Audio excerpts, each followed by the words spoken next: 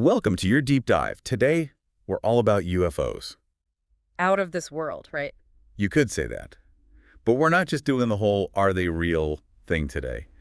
We're going deeper. Much deeper. We're diving into how the belief in UFOs, whether they're real or not, might actually be shaping our world, changing things down here on Earth. Exactly. And we've got a really interesting mix of stuff to dig into today. A real grab bag of UFO goodies. Okay, first up, we're going to take a look at this business proposal for, get this, a UFO tracking app.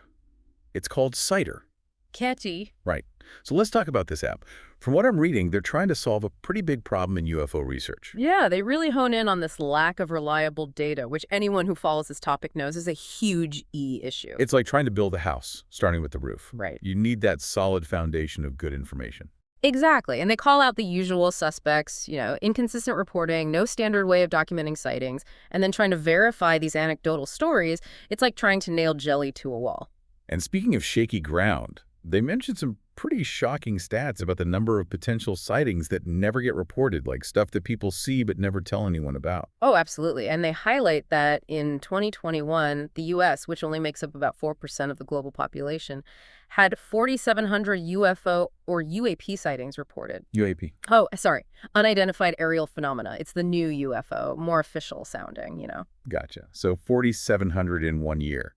Just in the U.S. Imagine extrapolating that to the entire planet. We could be talking about a mountain of missing data, and that, my friend, is where CIDR swoops in to save the day. So walk me through this. How's this app supposed to work? Is it like Instagram, but for UFOs? Kind of. But instead of grainy photos and shaky videos taken with your phone, which, let's face it, never really prove anything, CIDR wants to use your phone's technology to capture standardized data in real time.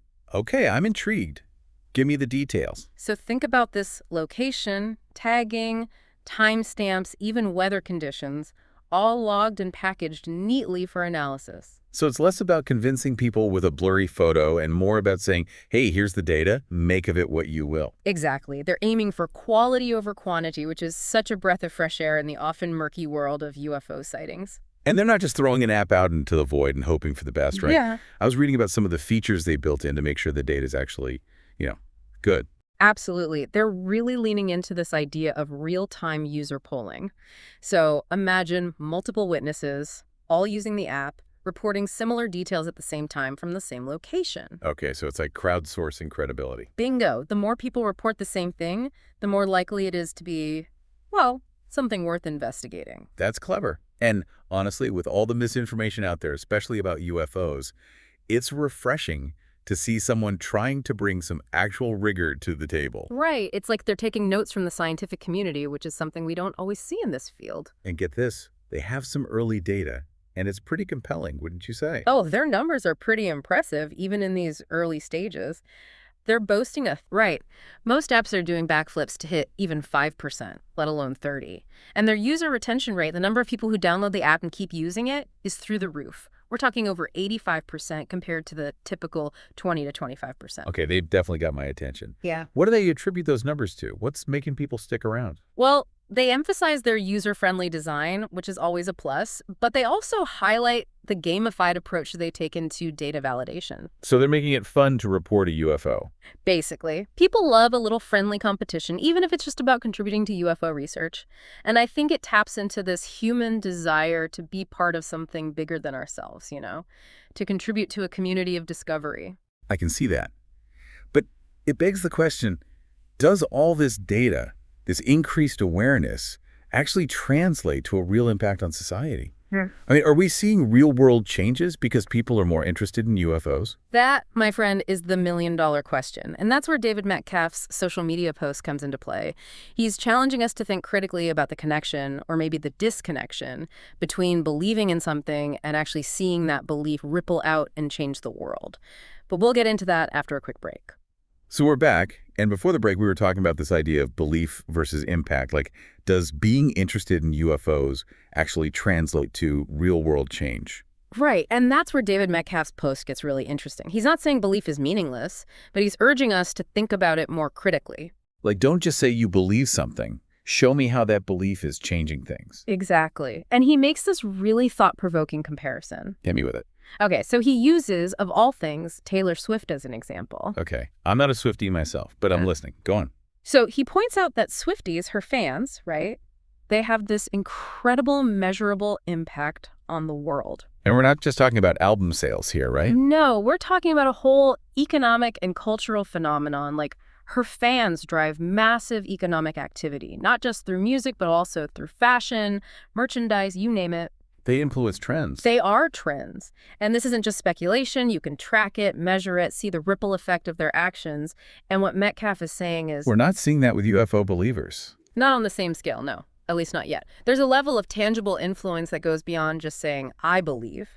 It's about how that belief translates into concrete actions and outcomes. Okay, so then how do we measure the real-world impact of something like a belief in UFOs? It's not like we can compare book sales or concert tickets. Right, it's a different beast altogether. But Metcalfe offers some interesting starting points. Like, he says, look at policy changes. Are governments suddenly throwing more money at UFO research? Are universities opening up whole departments dedicated to studying this stuff? So we're talking about a real shift in how these phenomena are perceived and approached. Exactly. Not just a spike in people saying, yeah, I think aliens exist, but concrete actions driven by that belief. Are we seeing serious discussions happening in mainstream media? In academic circles? That's the kind of impact Metcalfe is talking about. So it's not just about believing in UFOs. It's about that belief having the power to change the system, to change the conversation itself. Precisely. He's advocating for a more nuanced, data-driven analysis. Don't just measure belief, measure the tangible consequences or lack thereof. Which brings us back to CITER, this UFO tracking app we were discussing. Do you think if this app really takes off, if it starts gathering all this credible data, could that be the bridge? Could that be what tips the scales from belief to impact? Could CITER be the thing that finally makes the world take UFOs seriously? It's definitely possible. I mean, imagine if this app really works, if it starts generating all this really solid data about UFO sightings. Instead of those blurry photos and shaky videos everyone loves to share. Exactly. We could be looking at a real turning point. Like, what if CITER helps create a whole new kind of ufology? Ufology 2.0. Right. Where it's not just about eyewitness accounts and speculation, but a field that's actually driven by hard data, like any other science. That would be incredible. Yeah. But makes you wonder, are people even ready for that? Are we as a society ready to embrace a more scientific approach to UFOs? That's the million-dollar question, isn't it? And there's no easy answer. Some people are more open to new information, you know.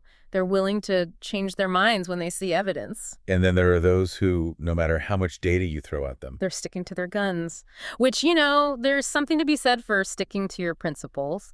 But I think this whole UFO thing, it really highlights how we as humans deal with belief in general. Oh, absolutely. Like, think about all those times throughout history when a new discovery came along and totally rocked everyone's world. Right. Like when Galileo was all, hey, guess what? The Earth revolves around the sun. And people were like, no way, that's crazy talk. And now we look back and think, how could they not have seen it?